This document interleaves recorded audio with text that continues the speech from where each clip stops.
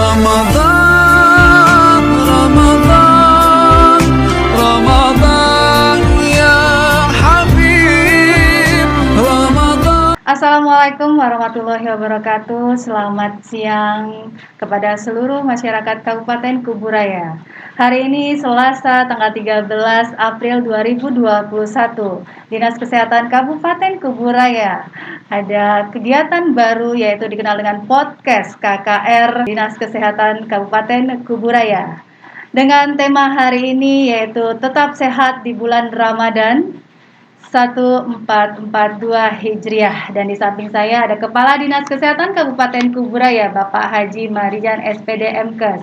Bapak gimana hari ini kabarnya Pak? Alhamdulillah menanjak. Menanjak ya Pak ya. Hari ini adalah hari pertama di bulan suci Ramadan 1442 Hijriah. Gimana nih Pak, kita ngobrol santai berkaitan dengan kesehatan.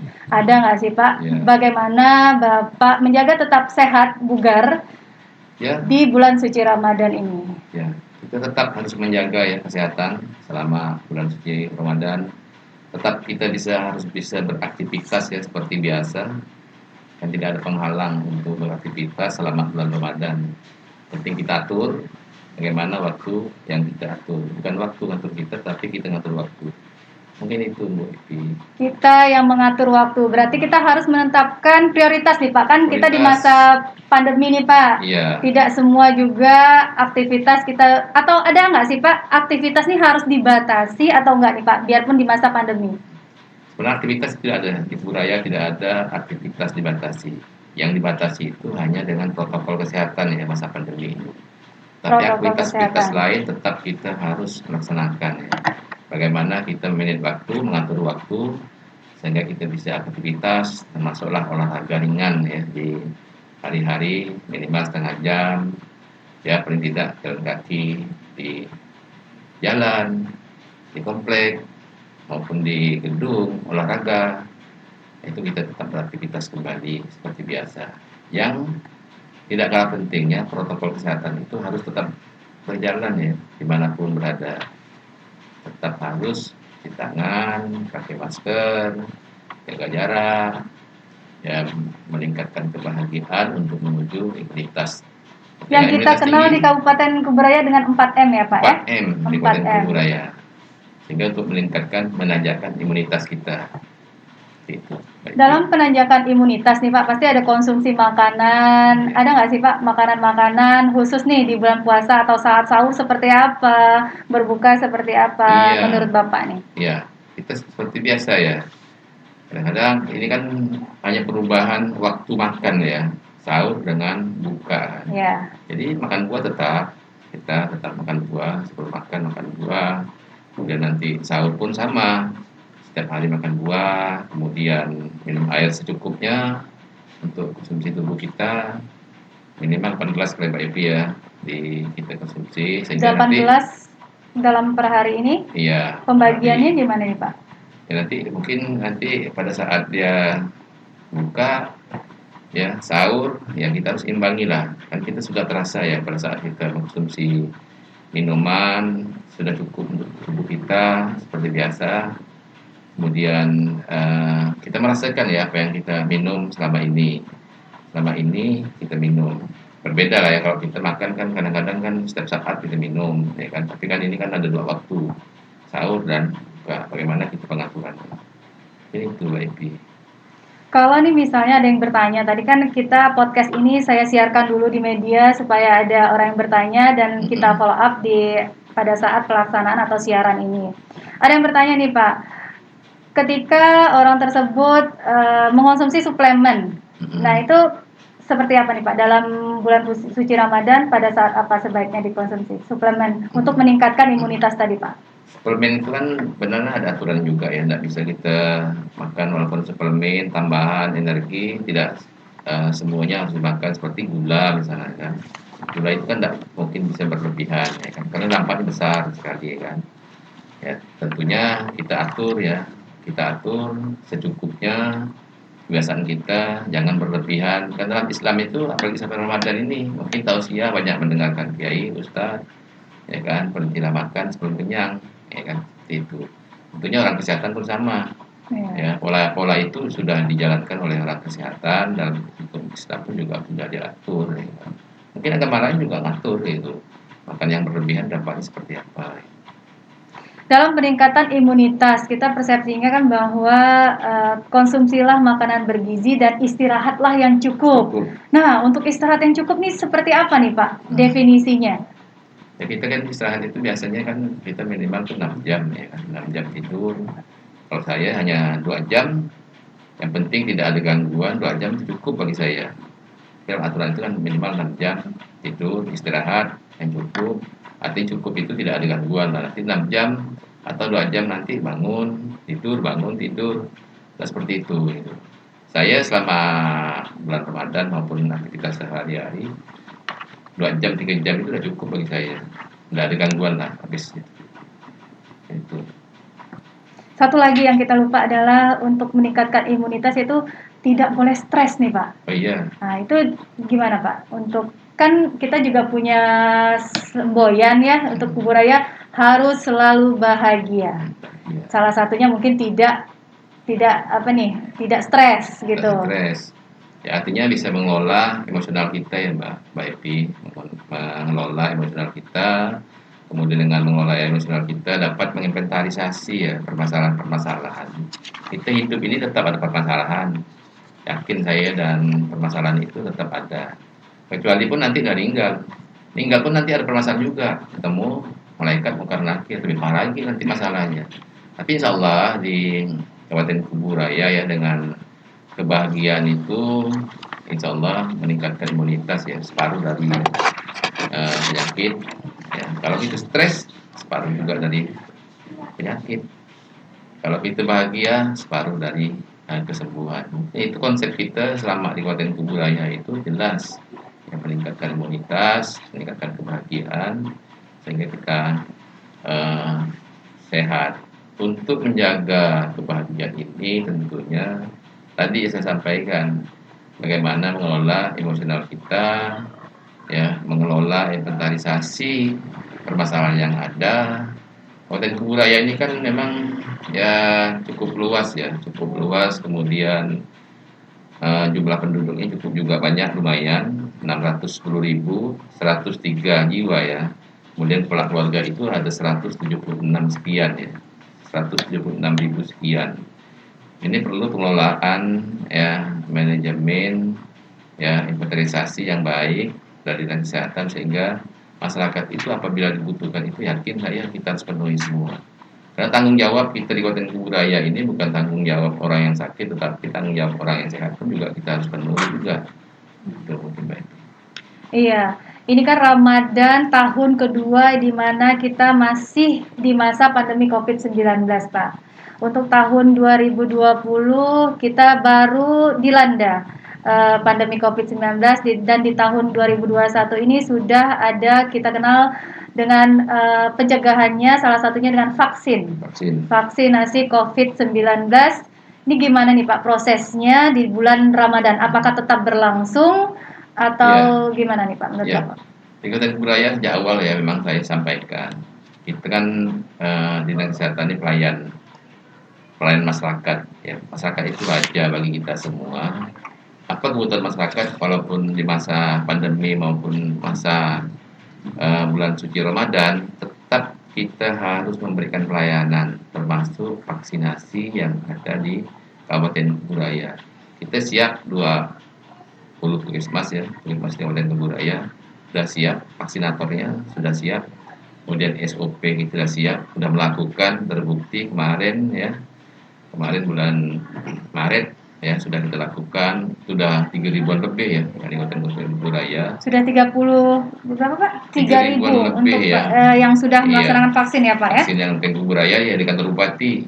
Kantor bupati, teman-teman kita semua puskesmas itu terlibat semua. Tentunya dengan keterlibatan itu beliau ini dokter, bidan, perawat dan tenaga lainnya itu sudah mempunyai pengalaman.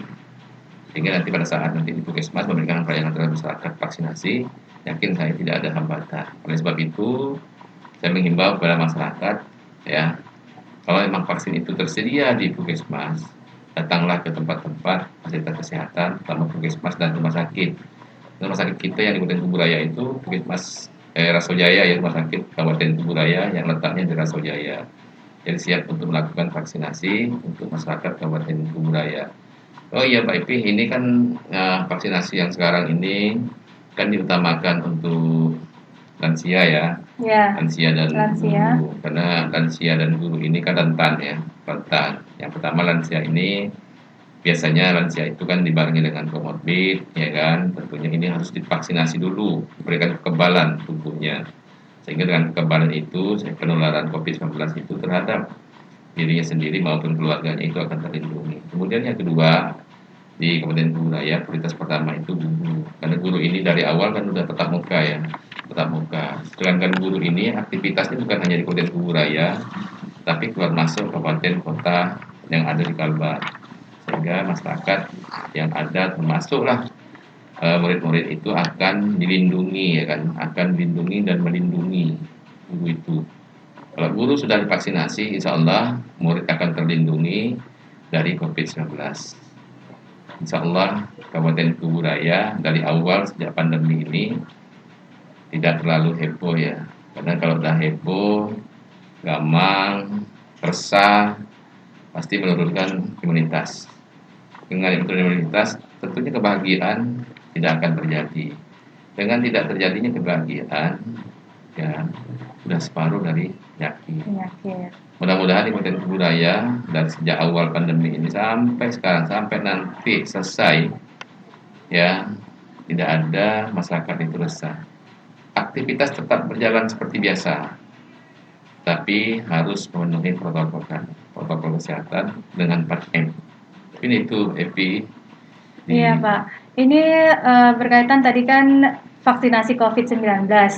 Nah, yang dapat informasi ini bahwa Kuburaya merupakan salah satu kabupaten yang memiliki alat deteksi COVID-19 nih Pak, yaitu bernama Genus C19.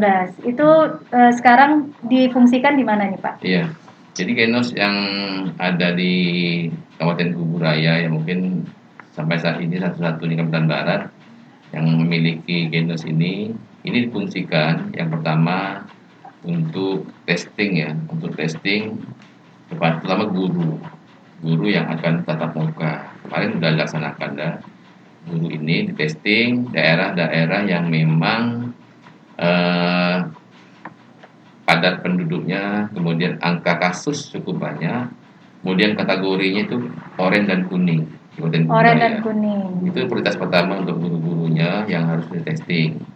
Kemudian pelaku perjalanan seperti keluar masuknya pintu baik darat maupun air ya. Tadi di Rasau ya, itu kan Rasau itu kan terminal air pelabuhan yang datang masuk dari Kayung, Tapang, mampirnya di Rasojaya ya, di Kabupaten Kuburaya. Tentunya ini harus dilakukan testing.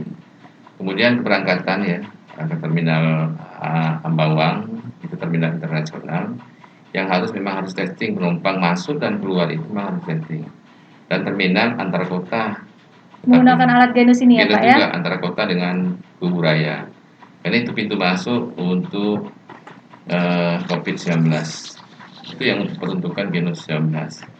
Kemudian untuk mobil PCR yang ada di Kabupaten Kuburaya, tentunya kita maksimalkan sedemikian rupa itu untuk tracking pada orang-orang yang memang sudah terkonfirmasi positif ya, kontak erat dengan penderita, itu harus melakukan swab dan harus dilakukan pemeriksaan di mobil itu. Mungkin itu Pak Epi untuk informasi sementara berkenaan dengan Genus dan mobil PCR. Iya nih Pak, ini kita masih di bulan suci Ramadan, di mana ini kan pertama kali nih Pak untuk podcast informasi edukasi berkaitan dengan informasi kesehatan. Gimana menurut pandangan Bapak, pendapat Bapak berkaitan dengan kegiatan hari ini? Ya, saya sangat menyambut baik ya terhadap khususnya di Dinas Kesehatan, yang khususnya lagi di seksi Promkes ya, di bidang EPS ya, farmasi, Promkes dan Sapras itu yang ada. Alhamdulillah ya, tahun ini mungkin tahun pertama ya untuk podcast ini yang ada di Kabupaten Kuburaya berfungsi menanjak lah ya. Nah, menanjak yang mungkin tidak pernah dilakukan selama ini. Alhamdulillah pada hari ini ya perdana untuk saya. Ucapkan terima kasih. Mudah-mudahan podcast ini tetap berjalan dan saya berharap nanti semua bidang mengisi ya dengan perkembangan pola penyakit, perkembangan dengan pelayanan yang ada di Kabupaten Kuburaya. Ini yang memberikan informasi kepada masyarakat. Mudah-mudahan dengan informasi masyarakat Kabupaten Kuburaya itu menambah ilmu. Dengan menambah ilmu, menambah pengetahuan, kita kesehatan itu lebih mudah memberikan informasi dengan masyarakat untuk selanjutnya. Oke, ini ada yang masuk pertanyaan berkaitan dengan keamanan dan efektivitas berkaitan dengan vaksin nih Pak. Katanya di sini kan ada vaksin ada 2 ini, gimana nih Pak? Bisakah kita jawab di topik hari ini kan topiknya tetap sehat di bulan Ramadan nih. Tapi ada yang bertanya dari teman-teman karena kita live juga di Instagram. Jadi ada yang bertanya berkaitan dengan vaksin, keamanan, kehalalan di bulan suci Ramadan ketika melaksanakan vaksin. Ya, jadi di Kabupaten Kuburaya ya, karena saya dari sejak pegawai negeri ini kan berada di Kabupaten Kuburaya. Tentunya adat, istiadat, dan kebiasaan di Kabupaten Kuburaya itu, apalagi yang berhubungan dengan vaksin itu, saya agak paham sedikit lah ya tentang kehidupan Kabupaten Kuburaya.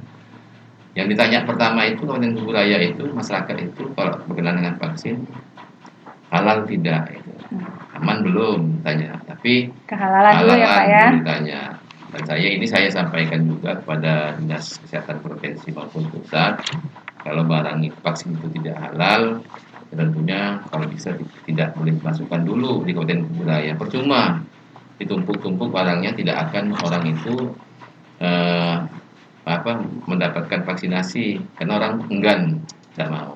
Tapi yakin ya dengan adanya vaksin ini halal, kemudian masyarakat itu merasa nyaman, aman ya, karena Pak Bupati kemarin itu diawali Bupati, kemudian tim PKK, kemudian Pak Sekda, Pak Asisten, Pak Wakil Bupati, kemudian GUW, kemudian Dharma Wanita, itu tokoh masyarakat, tokoh agama, organisasi profesi, organisasi masyarakatan sudah divaksin.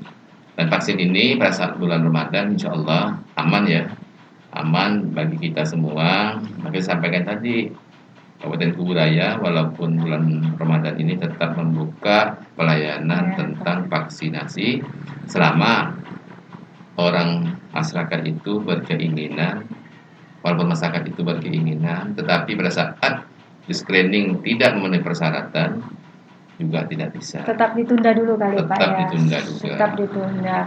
Oke, seru sekali siang hari ini kita berbincang santai dengan Kepala Dinas Kesehatan Kabupaten Kuburaya Bapak Haji Marijan, yang dimana tema kita adalah tetap sehat di bulan suci Ramadan. Dengan beberapa tips kata Bapak yaitu cukup gizi, cukup air putih, kemudian istirahat yang cukup, kelola stres dengan baik, boleh olahraga yang ringan ya Pak ya.